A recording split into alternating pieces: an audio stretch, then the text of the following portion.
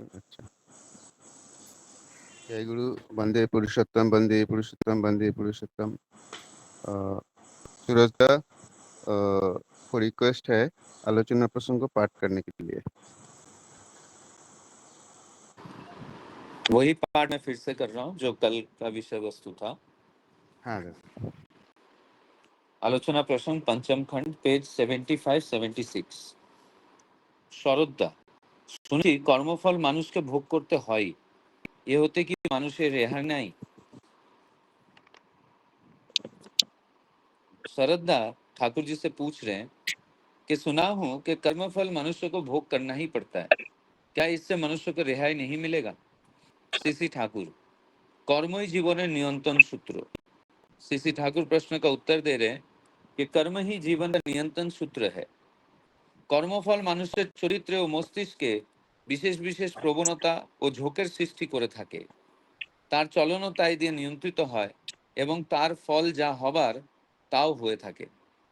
कर्मफल मनुष्य के चरित्र और मस्तिष्क में विशेष विशेष प्रवणता और झोंक का सृष्टि करता है और उसी चलन के द्वारा नियंत्रित होता है, और इसी वजह से उसका जो फल है, जो होना है, वो होता है।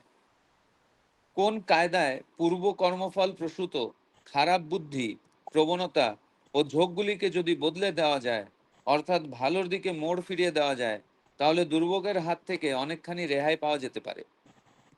किसी भी तरह से पूर्व कर्मफल प्रसूत जो खराब बुद्धि है, प्रवणता है और झुकाव है, अगर उसे बदल दिया जाए, अर्थात अच्छे के तरफ मोड़ फिरा दिया जाए, तो दुर्भोग के हाथ से काफी রেহাই মিল सकता है। তবে আপনার আগের কর্মের ভিতর দিয়ে যদি অপরের ক্ষতি হয়ে থাকে, তার একটা প্রতিক্রিয়া ঘুরে ফিরে আপনার উপর এসে বর্তান সম্ভব। लेकिन अगर आपके पिछले कर्म के द्वारा किसी का अगर क्षति हुआ है, तो उसकी जो प्रतिक्रिया है वो घूम फिर कर आपके ऊपर आना संभव है। কিন্তু ভালো মন্দ যা কিছুর শুভ নিয়ন্ত্রণের যদি আপনি অভ্যস্ত হন, তাহলে মন্দ কিছু ঘটলেও তা আপনাকে বিধ্বস্ত করতে পারবে কমই। लेकिन अच्छा या बुरा जो भी कुछ है, उसे अगर शुभ तरीके से नियंत्रण करने में आप अभ्यस्त हैं, तो कुछ खराब घटने पर भी वो आपको विध्वस्त नहीं कर पाएगा। তাই সবকিছুকে উপেক্ষা করে ইষ্টকে অনুসরণ করে চলতে হয়। इसलिए सब कुछ को नजरअंदाज करके इष्ट को अनुसरण करके चलना चाहिए। मन जे कत रकम बातलाय तार की ठीक আছে? मन कितना किस्म का बात करता है, उसका कोई ठीक है? মনের কথা শুনে বিভ্রান্ত হতে নেই। मन का बात सुनकर বিভ্রান্ত नहीं होना चाहिए।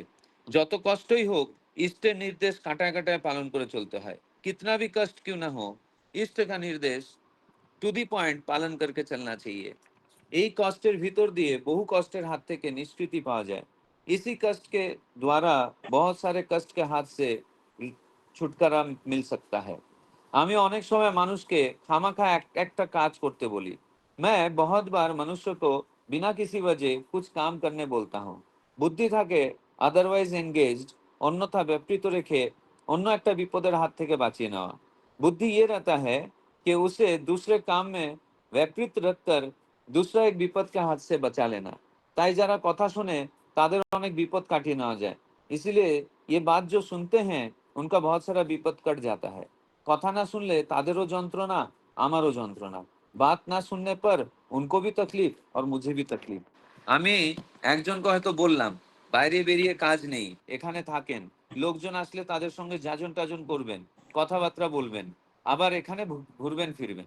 मैंने शायद से एक इंसान को कहा कि बाहर जाके कोई काम नहीं है, आप यहाँ पे रुकिए, लोग वगैरह आने से उनके साथ याजन वगैरह कीजिए, बातचीत कीजिए और यहाँ पे घूमिए फिरिए। তাতে তার হয়তো বিশেষ কতগুলি অসুবিধা হতে লাগলো, পয়সা কড়ির টানাটানি, বাড়িতে অশান্তি ইত্যাদি। इससे शायद से उसे विशेष कुछ असुविधा होने लगा, पैसे की कमी, घर में अशांति इत्यादि।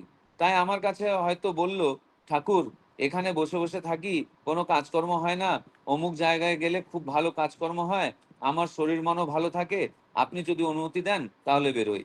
इसीलिए वो शायद से आके मुझे बोल रहा है कि ठाकुर मैं यहाँ पे बैठा रहता हूँ, कोई काम नहीं है, अमुक जगह पे जाने पर बहुत अच्छा काम मिलेगा, मेरा शरीर और मन भी अच्छा रहेगा, आप अगर अनुमति देंगे तो मैं निकलूंगा। আমি হয়তো দেখলাম তার অত্যন্ত আগ্রহ, যদি না করি তাহলে খুব মনে খুব ব্যথা পাবে, সেক্ষেত্রে অজ্ঞতা হয়তো मत दिला। मैंने देखा कि उसका आग्रह बहुत ज्यादा है और अगर उस वक्त मैं उसे अगर ना बोलता हूँ तो उसके मन को दुख पहुंचेगा। इस क्षेत्र में मुझे मजबूरी में हाँ बोलना पड़ा। বাইরে যে হয়তো একটা কঠিন অসুখ বাঁধিয়ে আসলো, খুব ভুগলো, बाहर जाकर शायद से एक बहुत बड़ा बीमारी लेकर आया और बहुत ज्यादा उसे भुगतना पड़ा। जय गुरु। जय गुरु दादा। विशुरज दा बहुत अच्छी तरह से कल का जो विषय वस्तु है उनको ही पाठ किया है और उनको हिंदी में ट्रांसलेट करके बताया है। जो विषय वस्तु है वो तो है कर्मफल का ऊपर। कर्मफल जैसे हम लोग को क्या इफेक्ट होता है कर्मफल का, पूर्व जन्म कर्मफल का, वो ठाकुर जी ने उनको बताया है इधर। और पिछले जन्म में कुछ खराब कर्म किया होगा तो उनको मतलब इष्ट काम करके वो उसको थोड़ा-सा ठीक कर सकता है। लेकिन पिछले जन्म का कर्मफल से किसी को कुछ क्षति कर दिया है, क्षति कर दिया हमने, तो उनका जो ये है बुरा इफ़ेक्ट है वो हमारे ऊपर आ सकता है। अ, तो इनसे छुटकारा करने के लिए, छुटकारा मिलने के लिए इष्ट कर्मों का तरफ चलना चाहिए, इष्ट कर्मों पकड़ के रखना चाहिए। कितना भी मुश्किल हो तो उसको पालन करना चाहिए, तभी उनको हम थोड़ा-सा कम कर सकता है। तो मैं इस सिलसिले में मनीष दा को रिक्वेस्ट करता हूँ, थोड़ा आलोचना रखें इसके ऊपर। जय गुरु। जय सबको गुरु। जय गुरु। जय गुरु। ये जब पाठ सुना तो बहुत सारा घटना जो है मन में आया। एक बार ठाकुर जी के पास में एक लड़का आया, तो ठाकुर जी और कुछ निवेदन किया है, तो ठाकुर जी उसको आश्रम के बाहर ही एक छोटी सी दुकान लगाने के लिए बोले और उसको बोले दही बेचना है, तुम सिर्फ दही बेचो। तो वो दही बेचना शुरू किया और उसको उसका व्यवसाय जो है इतना अच्छी तरीके से होने लगा जो मतलब सोच नहीं सकता था। तो होते होते होते होते उसका जो व्यवसाय बढ़ने लगा, तो और लोगों ने उसको और बुद्धि दिया कि तुम मिठाई भी बेचो, तुम सब्जी भी बेचो, तुम्हारा अच्छा कारोबार होगा। तो यहाँ पर ये अच्छा चीज मिलता है, वहां से अगर लाओगे यहाँ बेचोगे तो अच्छा बिक्री होगा। तो ठाकुर जी के पास गया और निवेदन किया। ठाकुर जी ने बोला तुम सिर्फ दही बेचो और कुछ नहीं। तो फिर दही बेचना ही कंटिन्यू रखा। कुछ दिन के बाद में फिर वो जो है इच्छा प्रबल हुई और लोगों ने उसको और बहुत कुछ बुद्धि दिया। तो फिर ठाकुर जी का अनुमति नहीं लेकर के फिर उसने वो बाकी चीज जो है इधर उधर से लाना चालू किया।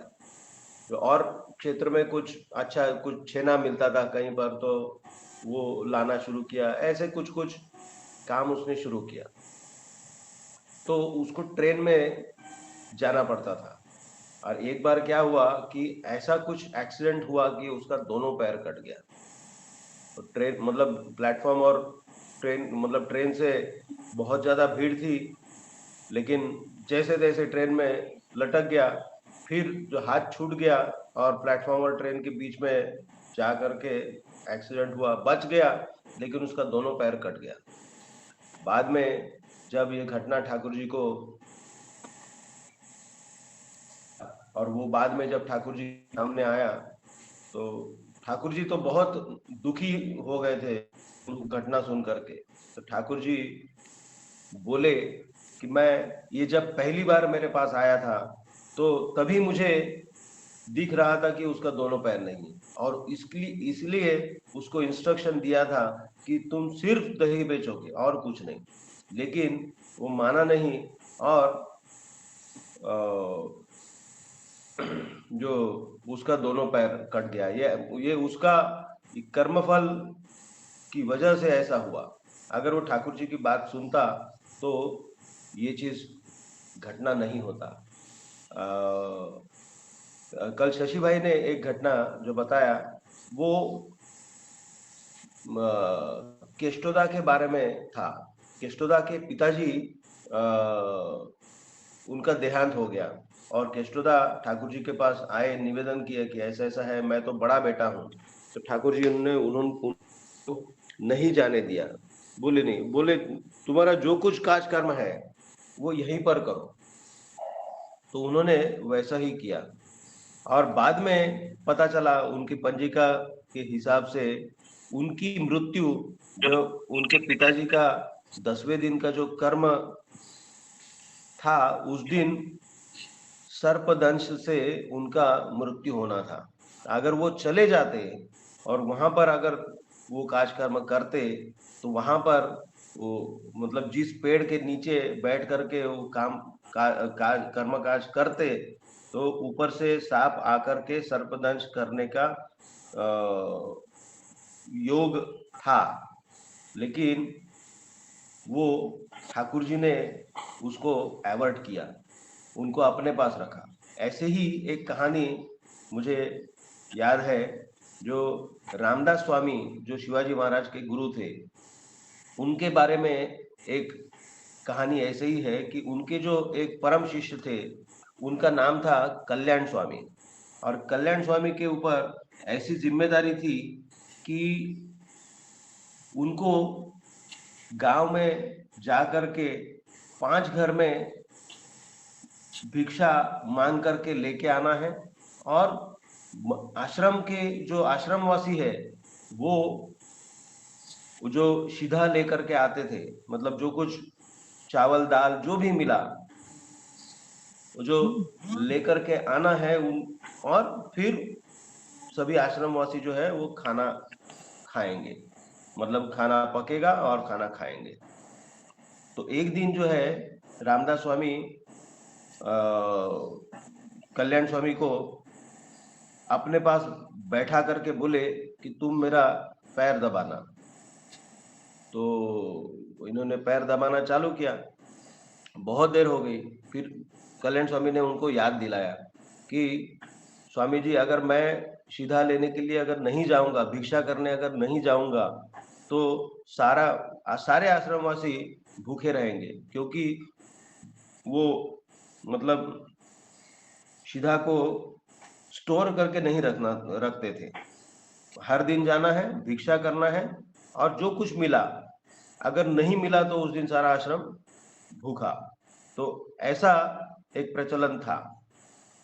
तो उस दिन तो गए नहीं, छोड़ा ही नहीं, रामदास स्वामी ने उनको छोड़ा ही नहीं और बैठे रहे, वो पैर दबाते रहे दबाते रहे दबाते रहे और समय काफी समय बीत गया। उसके बाद में बोले अभी ठीक है।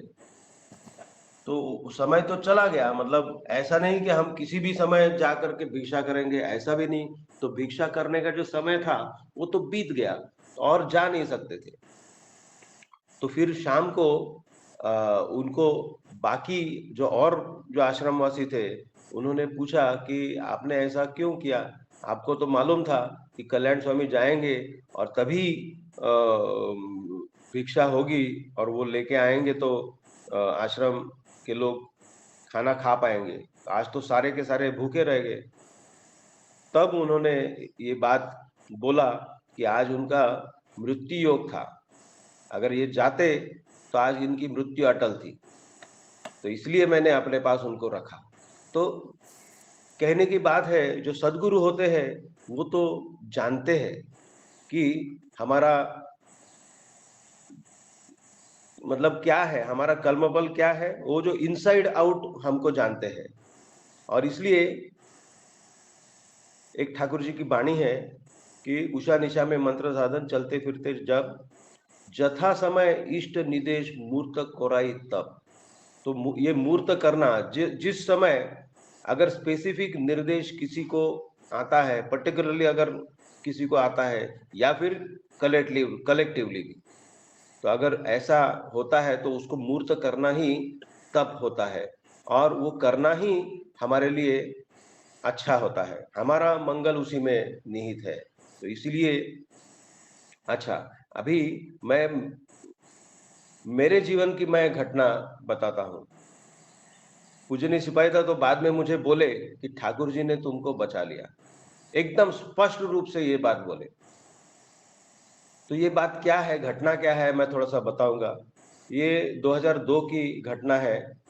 मार्च महीने में मेरा एक जबरदस्त एक्सीडेंट हुआ। मैं उस समय लखनऊ में था, एयरफोर्स में था, और मैं मेरे स्कूटर से ड्यूटी से वापस आ रहा था, और एक मारुति 800 कार के साथ मेरा हेड ऑन कोलिजन हुआ, सामने सामने। और कार का भी स्पीड अच्छा खासा, कम से कम कुछ नहीं तो 55-60, मेरा भी स्पीड लगभग 50-55। तो इतना स्पीड में सामने सामने टक्कर हुई, और स्कूटर इतना ज्यादा डैमेज हुआ। लेकिन मुझे क्या हुआ, तो मेरा पैर जो है, राइट साइड का जो फीमर है, फीमर का बोन मतलब जो घुटने के ऊपर का जो हड्डी होता है, ये शरीर का स्ट्रॉन्गेस्ट बोन होता है, और वो इसका 2 टुकड़ा हो गया। तो मुझे तो वहां से तुरंत हॉस्पिटल पहुंचाया गया। हड्डी का जो डैमेज है वो तो कोई बहुत बड़ा डैमेज नहीं है, तो प्लास्टर करके ऑपरेशन करके ठीक हो जाता है। तो कॉन्सिक्यूटिवली मेरा ऑपरेशन हुआ पैर का, और बाद में आप लोग अभी तो मुझे देखते हैं कि ऐसा कोई व्यंग दिखता भी नहीं है किसी को। जब तक मैं बोलूंगा नहीं, पता ही नहीं चलेगा कि इनका ऐसा कुछ हुआ था। तो मैं तो उसमें से बच गया। लेकिन इसके पहले की घटना मैं बताता हूं कि मेरी जब शादी हुई 2000 में, तो 2000 में लगभग सितंबर अक्टूबर में, नहीं अक्टूबर, दुर्गा पूजा के समय मैं देवघर गया था। उस समय पूज्यपाद दादा थे, और पूज्यपाद दादा ने मुझे, जब मैंने प्रणाम किया, मतलब शादी के बाद पहली बार हम दोनों मिलके प्रणाम करने गए थे, तो प्रणाम जब किया तो पूज्यपाद दादा बोले कि यहाँ पर जितना अनुष्ठान होता है देवघर में, उसका क्या फोटोग्राफी तुम करोगे? तो मैं सडनली, ये जो क्वेश्चन आया तो मैं कुछ बोल नहीं पाया। तो वो बोले कि जाओ कार्तिक दा के ऑफिस में जाओ और उनके साथ में बातचीत करो। तो मैं गया, और एयरफोर्स की जो जो ट्रेडिशन है या ट्रेंड जो है, तो इतना फ्रिक्वेंटली, मतलब वहां पर कम से कम 12-13 अनुष्ठान तो होते हैं साल भर में, जो मतलब उत्सव। तो उतना छुट्टी मुझे 4-4, 5-5 दिन, 6-6 दिन का छुट्टी तो मुझे मिलना संभव नहीं था। तो मैंने कार्तिक दा से बोला कि ऐसा तो संभव नहीं है, इतना छुट्टी मिलना, और वो भी इतना छोटा छोटा पीरियड के लिए। तो ये तो मुश्किल है, तो इसलिए मैंने उस तरह से बोला। लेकिन बाद में मुझे ऐसा एहसास हुआ कि अगर वो उसको, वो जो उनकी जो इच्छा थी, अगर मैं उसको स्वीकार कर लेता, तो मेरा जो ये जो कुछ घटना हुआ, मुझे ऐसा लगता है कि वो इसीलिए वो जानते थे, और उसको वो हरण करना चाहते थे, और इसलिए उन्होंने ये प्रस्ताव मुझे दिया था। अगर मैं, मेरी समझ अगर उतनी होती तो शायद ये घटना नहीं होती। और मैं ये बताऊं कि उस साल में और 4 घटनाओं में, मतलब उसमें 4 एक्सीडेंट, एक और सुसाइड केस, हमारे यूनिट में ही ये सारी 5 घटनाएं उसी साल में हुई, 2002 साल में। उसमें 5 मृत्यु हुई, 5 लोग उसमें मारे गए, और उसमें सभी जो पांचों परिवार थे उसमें कुछ कॉमन चीजें थी। कॉमन चीज ये थी कि सभी परिवार में एक लड़का 1 साल के नीचे का था, एक ही लड़का। सभी परिवारों में सबके कितना बच्चा था? एक बच्चा था, सभी मेल चाइल्ड, और सभी के सभी 1 साल के नीचे। तो ये कॉमन फैक्टर था। तो मुझे ऐसा लगता है कि मेरा नंबर वहां पर कहीं था, लेकिन उन्होंने दया करके मुझे फिर भी बचा लिया। और ये सिपाहीदा तो बाद में बोले कि ठाकुर जी ने तुमको बचा लिया। तो ये घटना है। और बाद में, इसके बाद में फिर जब भी कभी मुझे कोई निर्देश मिला तो उसको मैंने मतलब ये नहीं किया, उसको मैंने स्वीकार किया, बहुत खुशी से मैंने स्वीकार किया। तो ये जो घटनाक्रम है, ये मेरा अपना जो एक्सपीरियंस है वो मैंने शेयर किया। इसीलिए ठाकुर जी या ठाकुर परिवार, अगर वो स्पेसिफिकली किसी को कोई दिशा निर्देश देते हैं या कलेक्टिवली कोई दिशा निर्देश है उस पर्टिकुलर समय को लेकर के, तो उसमें शामिल होना, वो चीज करना, यही हमारे लिए करणीय है। वो उस माध्यम से शायद हमारा जो कर्मफल है उसको हरण करना चाहते हैं। मतलब जहां पर मृत्यु है, हो सकता है छोटा सा एक्सीडेंट हो करके वो चीज टल जाएगा। कहीं एक्सीडेंट है, कहीं बड़ा कुछ एक्सीडेंट होना है, कुछ घटना घटना है, तो बहुत थोड़ा से, जैसे पैर में हल्का सा चोट लगा और हल्का सा खून निकला, हो गया, वो जो आपका कर्मफल था वो कट गया। तो ऐसा करके ये बिल्कुल संभव है जब हम सदगुरु को पकड़ के चलते हैं, उनके अपने जीवन में उनको मुख्य करके चलते हैं, तभी ये चीज संभव होता है। इतना ही बोल करके मैं मेरे शब्दों को विराम देता हूँ। सबको जय गुरु। जय गुरु दादा।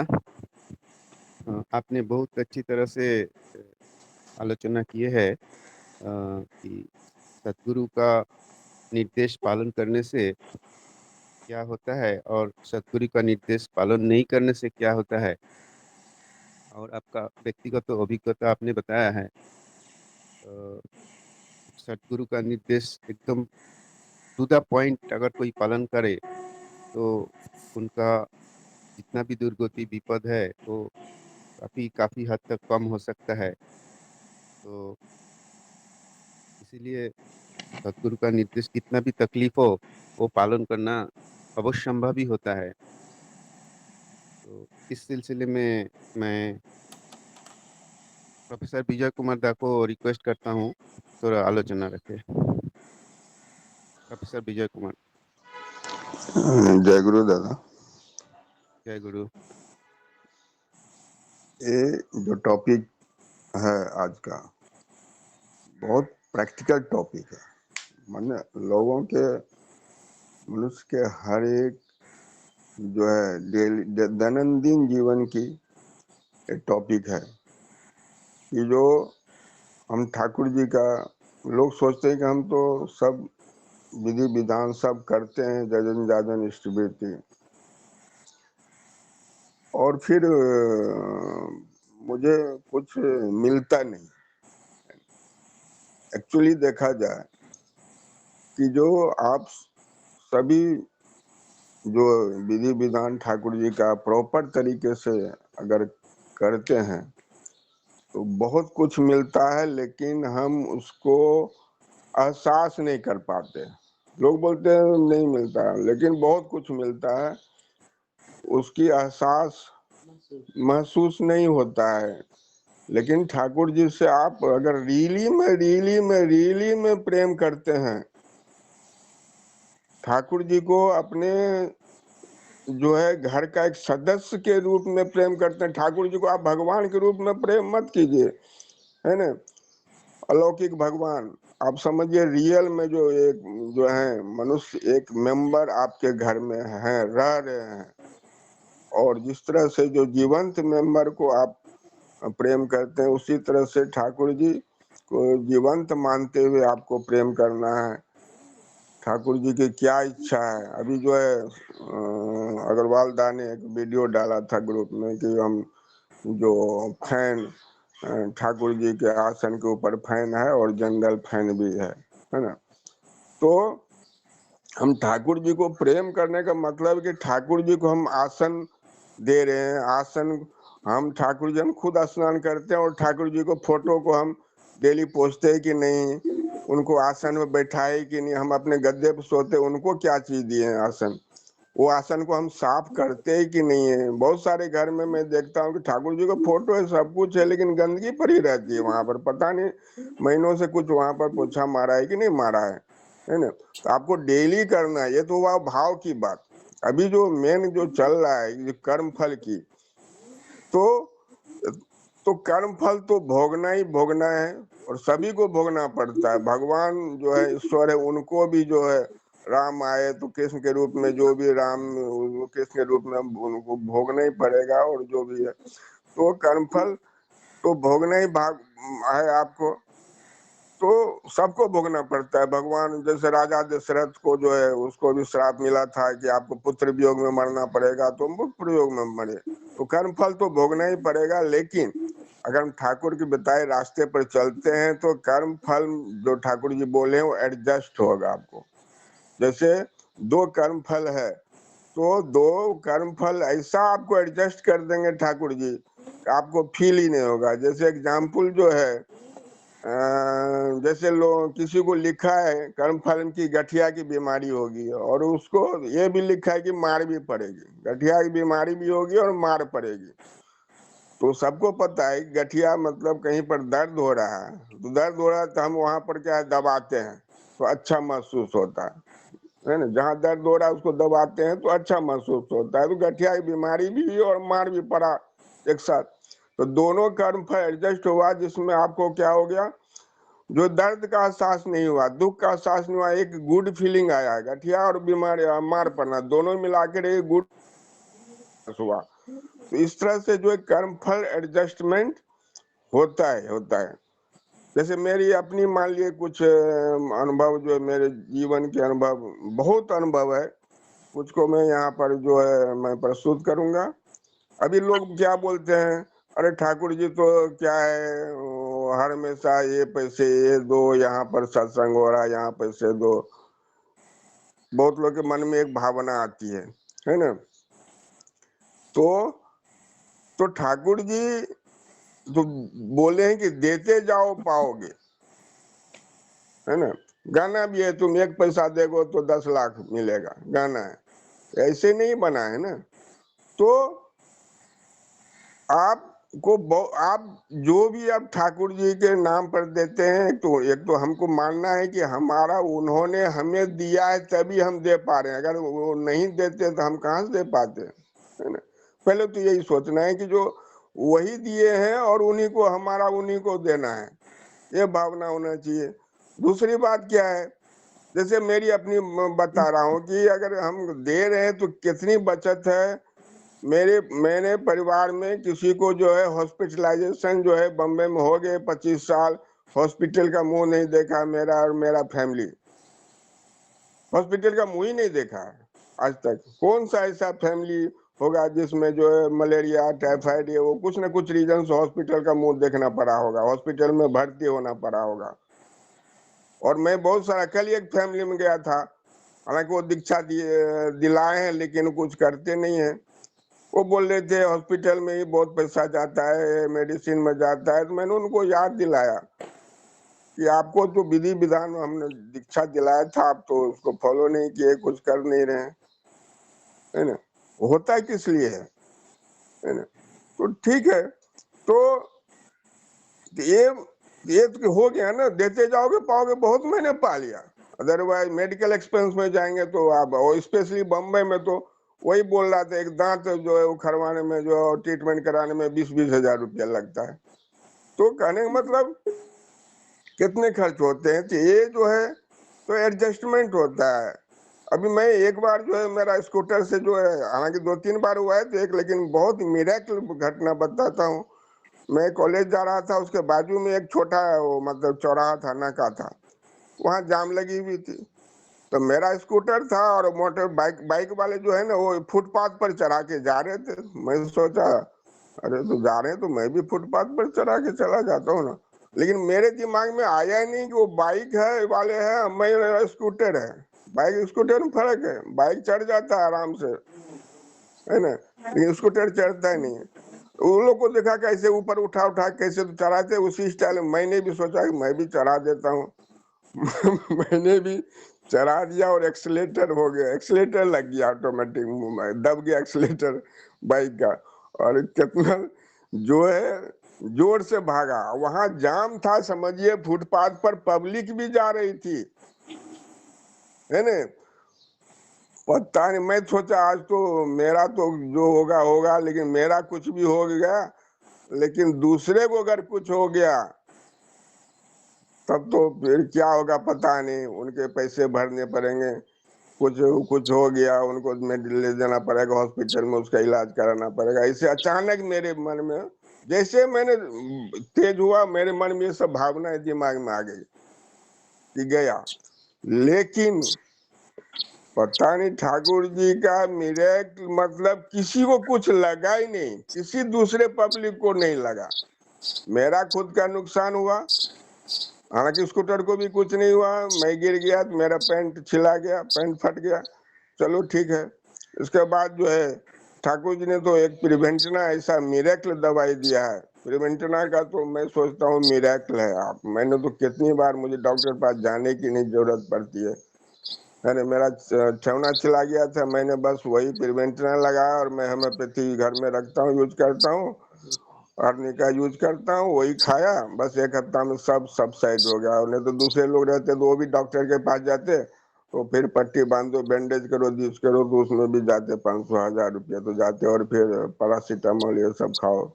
तो तो तो इस तरह से जो है ठाकुर जी जो है कर्म फल करते हैं, एडजस्टमेंट होगा आपको, और आपको पता बिल्कुल नहीं चलेगा कि कैसे होता है। और जो भी हो रहा है घबराना नहीं है, कोई भी कंडीशन में घबराना नहीं है, ठाकुर जी को ट्रस्ट करके चलना है ना। और जो किए हुए हैं और जो ठाकुर जी बताएं बस उसको करते जाना है, इष्ट कर्म को करते जाना, जो अभी उसमें दिए हैं जजन इष्ट वृत्ति और इष्ट कर्म करना है। तो जो भी वहां से विधि विधान आता है, जो आचार्य देव का निर्देश आता है, उसको करना है। उसी में सबसे ज्यादा है आचार्य देव का निर्देश हमारे लिए, इसलिए कि वो कर्म फल, हमारे कर्म फल को ही काटने के लिए वो सब निर्देश है ना। तो इतना ही कहकर मैं दादा समाप्त करता हूँ। जय गुरु। जय गुरु दादा। अभी विजयदा ने अच्छी तरह से आलोचना किए है कर्मफल का बारे में, और उनका प्रैक्टिकल एक्सपीरियंस भी बताया है। तो अभी मैं पंकज दा हैंड रेस किया है, पंकज मिश्र दा। मिश्र दा, आप कुछ कहना चाहता है तो बोलिए। जय गुरु दादा। जय गुरु। एक्चुअली सभी दादा ने तो बहुत अच्छे ढंग से समझाया। मेरे मन में भी एक बात आई कि अपनी एक स्वतः की घटना है, हमारे परिवार की, इनफैक्ट मेरे लड़के का ही था। तो क्या हुआ कि वो लोअर केजी में पढ़ता था, आवाज का स्कूल में थोड़ा गया था, क्लियर उसकी नहीं, मम्मी पंकज गई थी। भाई बैकग्राउंड में आवाज आ आवाज। रहा है, बैकग्राउंड में बहुत आवाज आ रहा अभी है। अभी अभी ठीक है। हाँ, अभी ठीक। हाँ, तो एक्चुअली क्या हुआ कि उसकी मम्मी गई थी उसको लेने के लिए, और उसकी सिस्टर भी दूसरे स्कूल में पढ़ती थी। तो लोअर केजी से लेके यहाँ आई, तो जैसे ही वो क्रॉस करने गई, उसको सोचा कि वो सिस्टर के पास रहेगा, उधर खड़ा रहेगा, लेकिन वो भाग के गया अपनी मम्मी के पास। और उधर से इतना भीड़ में 60 की स्पीड में गाड़ी लेके आ रहा था, 2 बच्चे लोग, 2 व्हीलर था, और उसको ऐसा उड़ा दिया कि हवा में वो कितना बार उड़ा होगा, जाके गिरा बाहर। तो उस कंडीशन में बचने का तो स्थिति किसी का भी नहीं था, लेकिन वो जिधर जाके गिरा उधर खाली मिट्टी था, और कुछ भी नहीं हुआ उसको, एक बार रोया भी नहीं। फिर लेके उसको सब उसको बच्चे लोगों को मारने के लिए दौड़े, और इनफैक्ट तो मेरी मिसेस को बच्चे लोग जानते भी थे, तो बोलते आंटी घर पे मत बताना, ऐसा ऐसा। वो लोग डॉक्टर के पास भाग के गए लेके, डॉक्टर ने चेक किया, कुछ नहीं, खाली छोटा मोटा पेन किलर दवा दिया और ठीक हो गया। तो जो कर्म फल है, ठाकुर जी तो ऐसे ही काटते, ऐसी बहुत सी घटनाएं हैं। हमारे घर में चोरी हुआ एक बार 2013 में 4 बजे, तो हमारी लड़कियां उसी वक्त घर पे आती थी, तो फिर क्या वो अपनी मम्मी के साथ चली गई, रिटर्न हो गई। अदरवाइज जो विटनेस के रूप में आती तो उसको भी कुछ हो सकता था। ऐसी बहुत सारी घटनाएं ठाकुर जी कर्म फल को काट देते हैं। और मैं तो बहुत भाग्यशाली हूँ कि आप लोगों के साथ ठाकुर साहब जुड़ा हूँ। इतना ही बोल के मैं समाप्त करता हूँ। जय गुरु। जय गुरु दादा। आपने अच्छी तरह से बताया है कि कर्मफल कैसे कट सकता है। तो अभी लोन कार्ड अवेलेबल है। लोन कार्ड आपको रिक्वेस्ट करता हूँ कुछ बातें रखे। लोन कार्ड लोन कार्ड आप सुन रहे हैं? हाँ जय गुरु दादा, जय गुरु। जय गुरु। वंदे पुरुषोत्तम, वंदे पुरुषोत्तम, वंदे पुरुषोत्तम। 2 दिन में नहीं जुड़ सका, कुछ कारणवश मैं आउट ऑफ स्टेशन था। और उसमें भी जैसा आज ये कर्मफल के ऊपर बहुत सारी बातें हो रही है, हमारे मनीष दा, पंकज दा, तो कहने का मतलब है कि हमारा जो कर्मफल है वो हमारे ऊपर ही डिपेंड करता है ना। हम जैसा करेंगे, जैसा अच्छा करेंगे वैसा अच्छा ही होगा। तो बहुत सारी घटना होती है, लेकिन मेरा मानना है कि मैं, पता नहीं, ये ज़्यादा बड़ाईपन का भी बात नहीं, लेकिन जो ठाकुर जी ने निर्देश दिया है, जो कुछ साधना हमको दिया है, हम ठीक ठीक तरह से करेंगे। और बीच में अभी कोई दादा वो लोग बोले कि ये पैसे का बात आता है, वो होता है, लेकिन देने वाले वो रहते और लेने वाले वही रहते हैं। ये बहुत बड़ी एक फॉर्मूला है। क्योंकि हम सोचते हैं मैं किया, मैं इतना कमाया, मैं इतना मैं ले रहा हूँ इतना, लेकिन आप कुछ नहीं कर सकते। ये बहुत उसका एक आपके सिर पर उनका हाथ है, इसलिए ये सब होता है। लेकिन मैं आदमी को एक अहम रहता है कि मैं किया, ये मैं है जो बहुत खराब होता है, उसका कभी ना कभी वो आदमी को भोगना पड़ता है। तो बहुत सारी घटनाएं हैं। ये कर्मफल का बात भी जब हमारे मनीष दा ने बोला, एक रामदास स्वामी का और कल्याण उनका जो शिष्य थे, ये बहुत बड़े शिष्य बोले तो अपना गुरु के बिना उनको कुछ नहीं चलता। वो हमेशा गुरु के पास रहते। लेकिन बाकी जो शिष्य लोग आश्रम में थे, वो हम इसके ऊपर जलते थे हमेशा। ये क्या हमेशा उनके पास रहता है, और ऐसा रामदास स्वामी उनका ही गुणगान गाते हैं वो करके बहुत सारे। अभी ये तो महापुरुष होते हैं रामदास, वो तो जानते थे कि क्या होता है आश्रम में, क्या होता है। तो इसलिए एक दिन उन्होंने सब परीक्षा लेने का चाहा। तो ऐसे ही बैठे थे और उन्होंने अपना गमछा, वो ऐसा वो जो आश्रम है सातारा डिस्ट्रिक्ट में उनका, जय गुरु, तो वो आश्रम में ऐसे बैठे थे और रामदास स्वामी ने क्या किया, अपना जो गमछा हो तो वो दरी में छोड़ दिया और बोले अरे मेरा गमछा गया, गमछा गया। बाकी शिष्य लोग घबरा गए, अरे हम जाएंगे तो हम गिर जाएंगे। लेकिन ये कल्याण स्वामी ऐसा एक शिष्य था, बोला परमपिता का इतना अच्छा हुआ, अगर हम नहीं कार्य करेंगे तो हमारा मतलब क्या है, हम क्या, हमारा भक्ति है। तो उन्होंने कूद गया और वो स्वामी जी का उनके ऊपर यह आशीर्वाद था ही, वो नीचे से कूद के वो गमछा लेके आए। तो ये जो कर्म आज, इसीलिए उनका नाम है कल्याण स्वामी का। वो जो भी हो परमपिता के लिए हमको कराए, तो वो जानते हैं ना कौन क्या है। इसीलिए बाकी सब अवाक हो गए ना, सब शिष्य लोग, कि सचमुच स्वामी जी उनका जो आदर करते, उनका जो इतना बाधा हो नजदीक करते, उसका यही कारण है। तो इसीलिए हमको भी सोचना है कि अगर हम परमपिता, या ऐसा हमारे एक भाग्य हुआ है कि सौभाग्य है कि एक ऐसे हमको गुरु मिले है, और वो जानते हैं ये कलयुग में हमको कैसा रहना, हमको संसार कैसा, सब माँ पिता जो को कैसा लेके चलना है। ये अगर ठीक ठीक तरह से हम करेंगे, सोचेंगे, देखो हमारे माँ पिता कैसा, उनका जो उनके कारण ही है। अगर हम कुछ छोटी छोटी बात पे अगर हम उनको दुख देंगे तो उसका परिणाम हमको भोगना ही पड़ेगा। तो जैसा हमारा कर्म फल अच्छा रहेगा, वैसा ही एक छोटी सी, आपको पता है कि लेने वाले वही है, देने वाले जो हमारा 5 का 50 का मैं लास्ट किधर बोला आपको पता है। लेकिन वही टाइम अगर मेरा मन में आता, अरे 50,000 क्यों देंगे हम, तो इसमें दूसरा चेक दे सकते हैं। लेकिन ये अगर मेरे मन में वो टाइम आता था, तो पता नहीं आज मैं इतना आनंद में नहीं होता था। लेकिन बिल्कुल मन में नहीं, उनका इच्छा है। वही टाइम मैं मन में बोला, सुरेंद्र को बोला कि दादा लेने वाले वही है, देने वाले वही है, उनका ही है सब कुछ। तो वैसी एक बात, एक बार ऑनलाइन कोविड के बाद एक ऑनलाइन हमारा चाकन का उद्बोधन का दिन 20 जनवरी को ऑनलाइन सत्संग चल रहा था, और उद्बोधन के दिन के माध्यम कारण, तो उसी बताया हमारे प्रीतम दा जितमान सिंह को हम निवेदन किया था कि दादा आप आइए ऑनलाइन और कुछ बातें कीजिए। तभी वो बोले कि देखो ये जो चाकन मंदिर है, जो सब लोग बोलते हैं, महबूब लोनकर ने दिया, सुरेंद्र ने दिया, लेकिन उन्होंने कुछ दिया नहीं। तो उन्होंने जो कर्म फल मिला उनको, वो ये माध्यम से वो जो जगह दिया है, वो ये कर्म फल है उनका। तो ये जो है, बाद में कभी हमें मन में भी नहीं था यार हमारा उधर कभी ऐसा बात निकला तो मन में आता है अरे हमारा जगह कुछ था, लेकिन हमारा नहीं था, उनका ही था। और उनका आगे का, और उसका बाद में जब भूमि पूजन हुआ तो हमारे अ, परम पूज्यपाद दादा वो टाइम पर सुरेंद्र को बोले, सुरेंद्र दा वो टाइम हम बीच में से एक सवा घंटा बरदा जी के नाम की किया था, और उधर एक छोटा सा मंदिर बनाने का बात था। तो उनको पता था कि ये जो बरदा जी के नाम पे है। तो इसीलिए दादा सुरेंद्र को बोले, रामदास जी ये तो जितना जगह में मंदिर नहीं होगा, आपको सब देना पड़ेगा ये। तो हम तो पहले से ही रेडी थे कि वो जो उनका ही दिया हुआ है, उनका ही लेने वाले हैं, तो हम कौन है। तो ये जो बातें है, छोटी छोटी बातें, तो यही भी देखो, कल मैं भी हमारे एक मालवण साइड गया था सैटरडे, और देखो कैसी घटना होती है। तो वो हमारे गुरु भाई टाटा मोटर्स में अच्छे पोस्ट पे है। उनका अंग्रेजों के टाइम का 1925 क्या 100 साल कल उनका घर का हो गया, अंग्रेजी टाइम का वो टाइप का ही बहुत बड़ा घर है।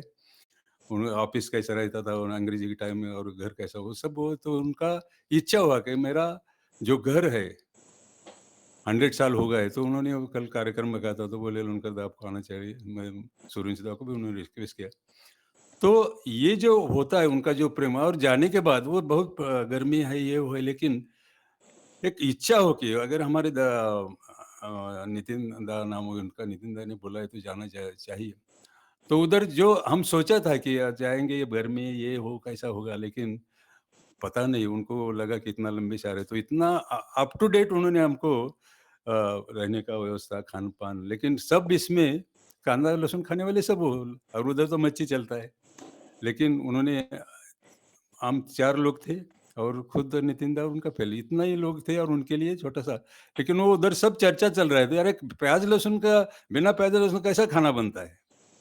तो इस बारे में चर्चा था। मालूम इधर तो वेज मिलता ही नहीं विद कांदा लहसुन बिना, तो उसमें कैसा होगा? तो ये ऑटोमेटिकली अगर हमारी इच्छा होती है, हम जैसे सोचते हैं मन में, नहीं उन्होंने बोला है तो हमको जाना चाहिए। तो इसीलिए मैं कल परसों ठीक तरह से ज्वाइन नहीं किया, तो लेकिन वही विषय आज कल का जो था कर्म फल के बारे में, तो आज सुनने को मिला, बहुत अच्छा लगा। ज़्यादा बात नहीं करूँगा। पता नहीं मैं तो सब लोग आप पढ़े लिखे हुए हैं, सब कुछ जानते हैं, लेकिन मेरा एक अनुभूति है कि मैं ज़्यादा पढ़ा लिखा नहीं, मेरा पढ़ाई भी ज़्यादा नहीं, लेकिन मेरा जो अनुभव है, जो अनुभूति है कि हम परमपिता को लेके चलते हैं, तो आपको कहाँ से कहाँ लेके जाए पता नहीं, वो आपको, और उसमें बात संदेह ही नहीं आना चाहिए कभी-कभी, कि कभी-कभी होता है तो संदेह मन में आता है। अरे! हम ऐसा किया, ऐसा क्यों होता है? उधर ही आप ज़ीरो हो जाते हैं। इसीलिए गंभीर विश्वास, जो हो, जो सोचना चाहिए, हमारे प्रसाद ठाकुर जी है।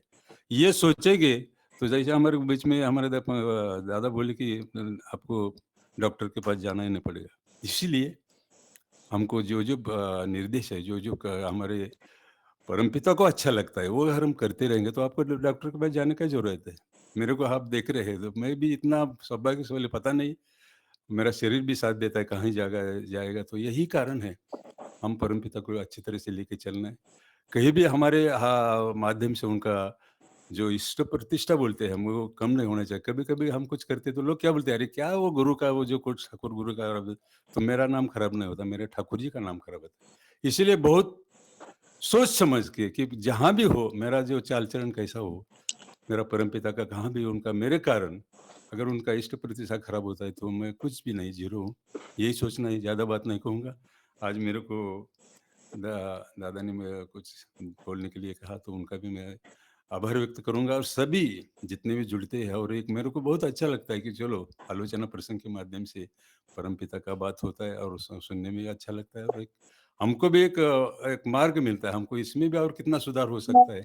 इतना ही कहूँगा। सभी को जय गुरु, सभी को मंगलमय प्रार्थना परमपिता के रातों चरणों में, वंदे पुरुषोत्तम। जय गुरु दादा। जय गुरु दादा, जय गुरु। सोमनाथ आपने दा, जय बहुत गुरु। जय गुरु। आपने बहुत अच्छी तरह से आपका अनुभूति बताया है। कर्मफल जो है बहुत बड़ा सब्जेक्ट है, और बहुत सारे लोगों का बहुत सारे अभिज्ञता है। तो ये बहुत इंटरेस्टिंग सब्जेक्ट है। शशिदा को रिक्वेस्ट करता हूँ, शशिदा आप कुछ बताइए, 10 मिनट टाइम है। शशिदा। जय गुरु।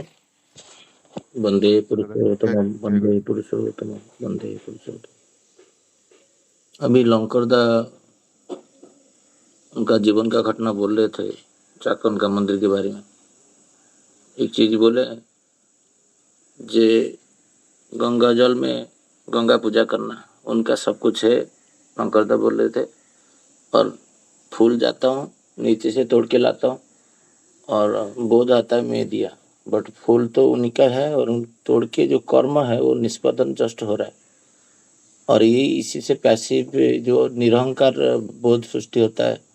ये जो कर्म फल का बातें बोले हैं यहाँ पर श्री श्री ठाकुर जी, यहाँ पर 2-3 चीज मैं अंडरलाइन करूंगा। ठाकुर जी की बातें को क्या है ना, ठाकुर जी इतना सुंदर बातें रखे हैं। इधर से श्री श्री ठाकुर बोले जी, कर्म फल कटने का फास्ट वाला जो लाइन बोले हैं, कर्म ही जीवन नियंत्रण सूत्र, ये फास्ट वाला सेंटेंस। इसमें बीच में एक चीज बोले हैं, ये कर्म फल कैसे कटेगा ना,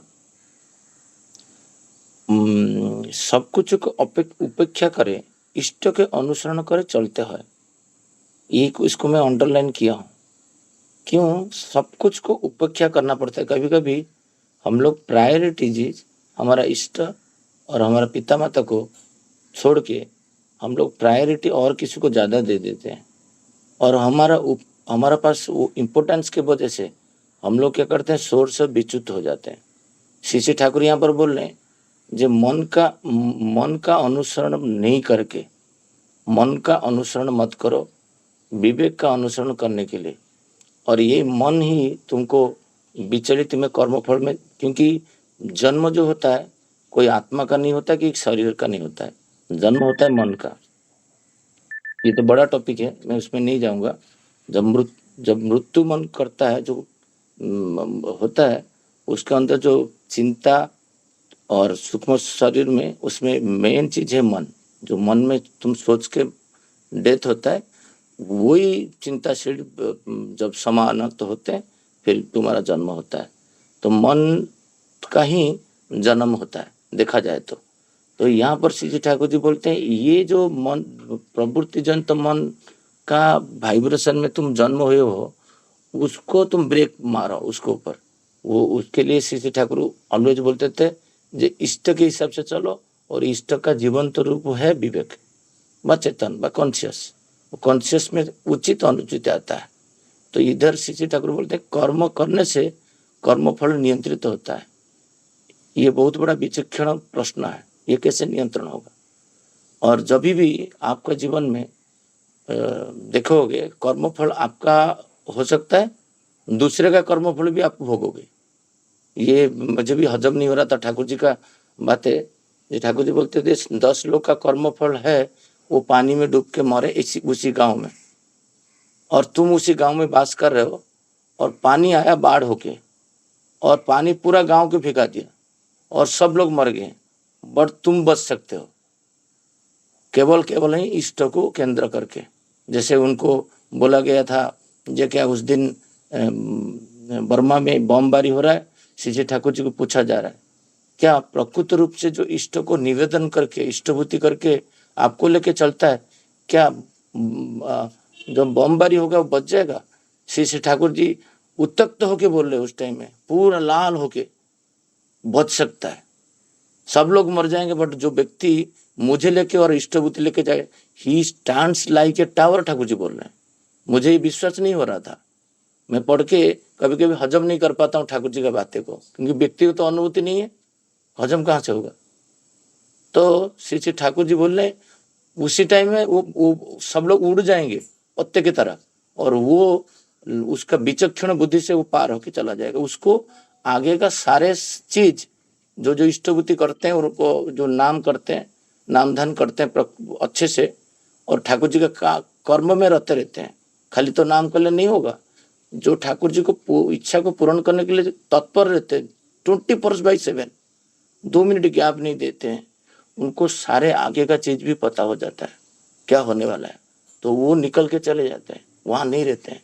श्री ठाकुर जी यहाँ पर बोलते हैं जे तुम सब कुछ उपेक्षा करके इष्ट के हिसाब से चलो और कर्मफल उसी में ही जाएगा। मेरे को एक बात याद आ रहा है, जे जब हमारा एयरसेल और आरकॉम का मर्जर हुआ था 2015 में, मैं वहाँ पर था और उसमें करीबन करीबन 60,000 लोग का नौकरी जाने वाला था और सबको नोटिस भी हुआ, क्योंकि आरकॉम का 20 इयर्स का लाइसेंस अनिल अंबानी जी रिन्यू नहीं किए इंडिया में, तो आरकॉम बंद होने वाला था और एयरसेल का मैक्सिस का केस के वजह से वो भी डील नहीं हुआ, तो दोनों कंपनी बंद हुए एक के साथ। तो मैं एयरसेल में था, मुझे जॉब ऑफर मिला आरकॉम में और मैं तब तक वो नोटिस नहीं आया था 20 जो लाइसेंस का वाला, तो मैं जॉब ऑफर को ले लिया और उड़ीसा ऑप्ट किया। मैं क्यों बोल रहा हूँ, जो इष्टभूति करने से, ठाकुर जी को ये करने से सब लोग उड़ जाएंगे और you are stand like a tower, तुमको अनुभव नहीं होगा तो तुम समझ नहीं पाओगे बातें को। ये बातें को मैं वाइफ को बहुत बार बोला हूँ, जो ठाकुर जी का बातें जो है उसको अनुभव जब नहीं आएगा तो आप अनुभव नहीं कर पाओगे ठाकुर जी क्या बोलना चाहते हैं। व्यक्तिगत अनुभव जब तक नहीं रहेगा तब तक मज़ा नहीं आता है। तो उसमें टाइम तो हो गया, मैं वो स्टोरी बहुत बड़ा स्टोरी है, तो क्यों बोल रहे ठाकुर जी, जे इष्ट जो बोले हैं उसको चलने से कर्मफल कटता है और ये कर्मफल तुम्हारा अर्जित वाला हो सकता है, बात पारिवेशिक अर्जित कर्मफल को भी तुम भोगते हो। पारादीप में साइक्लोन आया था, एक गांव में एरसमा था, उसमें गुरु भाई भी थे, कोई नहीं बचे थे। तो कर्मफल तब वो ट्यून्ड रहेंगे तो वो जगह छोड़ के चले जाएंगे, वो जगह में नहीं रहेंगे, वो बचेंगे, 100% बचेंगे, इसमें कोई संदेह नहीं है। तो मैं ऑप्ट जब किया तब देखा जे 7-8 दिन के बाद वो रिक्रूटर मुझे फ़ोन करके बता रहा है जे तुम ज्वाइन मत करिए। मैं क्यों ना, हमारा तो लाइसेंस चला गया, तो इधर आओगे तो 7 दिन के बाद आपका भी ऐसे भी सेपरेशन हो जाएगा, नौकरी नहीं रहेगा। ये बहुत बड़ा समस्या आ गया। इधर तो रेजिग्नेशन डाल चुका हूँ, ये भी बंद होने वाला है, उधर जा रहा हूँ वो भी बंद होने वाला है। तो सब कुछ पैकिंग करके उड़ीसा सामान भेज दिया, क्योंकि ऐसे भी तो ऑफर मिल रहा है। तो मैं बोला ऐसे भी तो जा रहे हैं तो मेरा गांव पहुंच जाऊं कंपनी के पैसा से। सब पैकिंग करके सामान वगैरह एक दिन रेडी हुआ, तो हमारा सामान हम पैकिंग करके भुवनेश्वर भेज दिए और 2 दिन के बाद फ्लाइट टिकट है, हम चले जाएंगे, वहाँ पर ज्वाइन करेंगे, देखा जाएगा। बट ये नाम धन कर रहा हूँ, यही सोच रहा हूँ जे आचार्य देव के पास से ट्यून होके जे अभी मैं क्या करूँ। तो तुरंत सेकेंड हाफ में कॉल आया जे आपका एक इंटरव्यू शेड्यूल किया जा रहा है, टाइम हो गया, थोड़ा टाइम लेके मैं कंप्लीट करता हूँ। तो देखा तो टेलीनॉर में एक जॉब कॉल आया और जो बिल्डिंग में काम कर रहा हूँ 3rd फ्लोर में मेरा ऑफिस है, 4th फ्लोर में टेलीनॉर है। और मेरा सामान चला गया उड़ीसा ट्रक में। देन मैं 2 दिन के बाद जाने वाला हूँ, इसका प्रीवियस डे का बात कर रहा हूँ, और मैं जाके इंटरव्यू दे रहा हूँ। एक इंटरव्यू दे के ज्वाइन करने के लिए जा रहा हूँ, फिर दूसरा इंटरव्यू दिया और इंटरव्यू देते देते मेरा स्किल सेट देखे वो व्यक्ति बोला तुम्हारा फाइनेंस में फिट नहीं होगा। मैं बोला मुझे तुम कोई भी जॉब दोगे मैं कर लूँगा, मेरे को कुछ प्रॉब्लम नहीं है। तो फिर मार्केटिंग जॉब के लिए मैं वहीं पे एक पैनल क्रिएट हुआ, मैं मार्केटिंग जॉब के लिए सिलेक्ट हो गया। मैं फाइनेंस में था, मार्केटिंग सिलेक्ट हो गया। अभी सिलेक्शन तो हो गया, बट ऑफर लेटर आएगा कब, 15 दिन के बाद, और तुम ज्वाइन करोगे तो तुम ज्वाइन करने के बाद फिर तुम वहाँ पर 3 महीने का नोटिस देना पड़ेगा, कंपनी बंद हो जो भी हो, ये रूल है। तो ठाकुर जी का दया देखिए, मैं तुरंत फ़ोन किया आचार्य देव के पास, वहीं से गौरव भाई को फ़ोन किया, मैं तो खाली निवेदन कर दीजिए आचार्य देव के पास, ऐसे घटना में मैं क्या करूँ, क्योंकि मेरा मन पूरा विचलित है, कौन सा ऑप्ट करूँ, क्या करूँ, ये इसमें तो ऑफर नहीं है, खाली सिलेक्शन हुआ है। तो जब हुआ तो बोले जे जो तुमको जिंदगी में मिलेगा उसको ऑप्ट करना, ये गोटे सिंगल सेंटेंस, बट हम लोग उसको सुनते नहीं। आचार्य देव जो बोलते हैं उसके ऊपर अनुशीलन ठाकुर जी बोल रहे हैं, इधर अनुशीलन करने के लिए बोल रहे हैं जो इष्ट का अनुसरण सब कुछ उपेक्षा करके और हब के क्षेत्र में तुमको ऑप्ट करना है। तो वो व्यक्ति को मैं फ़ोन किया तुरंत, जैसे गौरव भाई बोल दिए, तो मैं किसी का बात नहीं सुना। मैं एचआर को बोला जी वहाँ पर मैं ज्वाइन करूँगा तो फिर 3 महीने तक मुझे नोटिस देना पड़ेगा अननेसेसरी, और आप मुझे एक ऑफर लेटर खाली लिख के दे दीजिए ना, तुमको तो पता है कॉर्पोरेट सेक्टर में ऑफर लेटर ऐसे नहीं जाता है, मतलब खाली मेल पे लिख दीजिए, मैं सुनिश्चित हूँ कि वहाँ पर ज्वाइन नहीं करूँ, मेरा इतना विश्वास है। मैं एयरपोर्ट में हैदराबाद में मैं और प्रज्ञा बैठा हूँ, इवनिंग प्रेयर का टाइम है और नाम कर रहा हूँ और ठाकुर जी आचार्य देव के साथ ट्यून हो, ठाकुर जी के साथ ट्यून होकर बोल रहा हूँ, ये परिस्थिति से मुझे बचाइए, क्योंकि मोर देन 60,000 एक दिन में ले ऑफ होगा। मैं जाऊँगा तो वहाँ पर ज्वाइन करूँगा तो सबका नौकरी एक ही साथ जाएगा और इधर नौकरी ऑलरेडी जा चुका है और घर पे बैठने से नौकरी कहीं पे मिलता नहीं, ये तो बड़ी बात है। कोई उद्देश्य नहीं रखे, जो जो इंस्ट्रक्शन आचार्य देव से आया मैं उसको परिपालन किया और वो व्यक्ति प्रार्थना खत्म हुआ, वहाँ से एक मेल आ गया जो तुम सिलेक्ट हो गए। मेरा गाड़ी जाके विजयवाड़ा में है, मेरा वहाँ पर मेरा ससुर जी वहाँ पर घर का किराया दे चुके हैं। घर जब कैंसिल किया वहाँ पर आर्गुमेंट तुम्हारा ज़्यादा लालच हो गया, ये हो गया। यहाँ पर विजयवाड़ा से गाड़ी पुणे के लिए बोला भेजने के लिए, उसमें भी एडिशनल कॉस्ट, वो पुणे भेजा। मैं पुणे आया और पुणे में ज्वाइन किया और पुणे ज्वाइन करते करते ऐसा है कि फिर साइक्लोन आया बहुत बड़ा, जो जियो का लॉन्चिंग फेज आया। 2 महीना हुआ कि नहीं, पता चला मुझे ये सारे कंपनी बंद होने वाला है और मुझे सबको लोग सब समाज माने मुझे मेरा सीनियर्स, मेरा फादर इन लॉ, मेरा पत्नी, सब लोग समझ रहे हैं अभी 2 महीना हुआ है कि नौकरी नहीं करना है, एक बड़ा साइक्लोन आ रहा है। मुझे पता चला, जो आचार्य बोले जो परिस्थिति में जो चीज मिलता है तुम ऑप्ट करो। फिर मैं गुआ को ऑप्ट किया। जो मार्केटिंग पर स्टे में जाके बेचना होता है ना, वो गुआ में जाके मैं सिम बेचना शुरू किया जियो के कारण। उस टाइम में मैं देखा मेरा टीम में जितना लोग थे करीबन 57 अभी भी 27 में पुणे में नौकरी नहीं मिला आफ्टर 8 ईयर्स। अब सोच पा रहे हो, कुछ लोग उससे स्वीट अटेंडेंस किए, कुछ लोग बिजनेस किए, कोरोना भी डूब गया, बट मैं हवा में कहीं पे उड़ नहीं गया। कहीं पे हवा में ठाकुर जी बोलते हैं ना, साइक्लोन आए, बमबारी हो, कुछ भी हो जाए। एयरसेल से ओडिशा का जो जर्नी था, मुझे देखा तो आचार्य देव खुद हैंडल कर रहे हैं मेरा लाइफ को। मैं ऑप्ट करूँ तो मैं शर्म करूंगा, मैं फाइनेंस नौकरी कर रहा हूँ, मैं क्यों जाके सिम बेचूं, मैं क्यों जाके सेल करूं, मैं क्यों जाके डीलर सेटलमेंट करूं।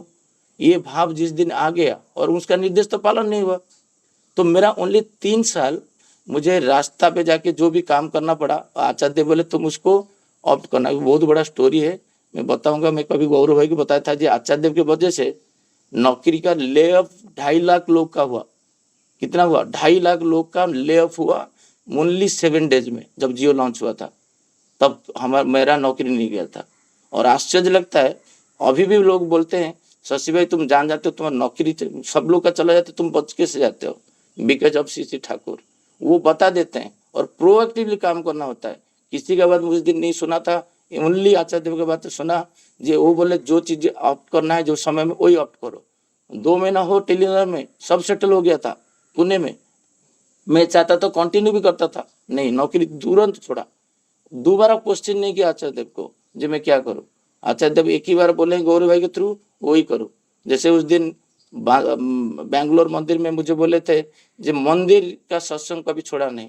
अभी 2 स्टिक में चलने वाला व्यक्ति, 5 साल बेड में रहने वाला व्यक्ति आज दौड़ रहा है बिकॉज ऑफ आचार्य देव। 2 बातें बोले, एक बात मंदिर कभी छोड़ना नहीं, एक ही बार भी मैं बंद नहीं किया। हर मंदिर, हैदराबाद हो, पुणे हो, चेन्नई हो और यहाँ पर बादलापुर हो, कोई जाए नहीं जाए, पत्नी जाए नहीं जाए, मुझे कोई नहीं है। अकेला चलने के लिए ये जो बुद्धि था, 2 बातें को परिपूर्ण करने के लिए, कितना बड़ा सामूहिक जो जॉब ले ऑफ हो रहा था, वो कर्मफल क्या मुझे बचाया नहीं। एकदम उस दिन जो काल में आलोचना कर रहा था, कर्मफल भुगतना पड़ेगा, नहीं भुगतना भी पड़ेगा। उनको पूरा केंद्र करके चलोगे तो कर्मफल टोटल भोगना नहीं पड़ेगा। हो सकता है कष्ट होगा, बट तुमको रोक नहीं पाएगा, एकदम रोक नहीं पाएगा। इतना बोल के आज का आलोचना को यहीं पे विराम देता हूँ। सबको जय गुरु। जय गुरु दादा, सबको जय गुरु।